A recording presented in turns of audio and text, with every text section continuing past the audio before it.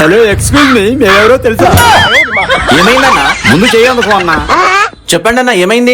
Suit Sharvani 3000 కడిగా brother, ఎలా దోసేశారు. దానికి తోసేశారా? మరి 3000 కడిగితే తోసేయరా? అయ్యో ఎందుకక్క?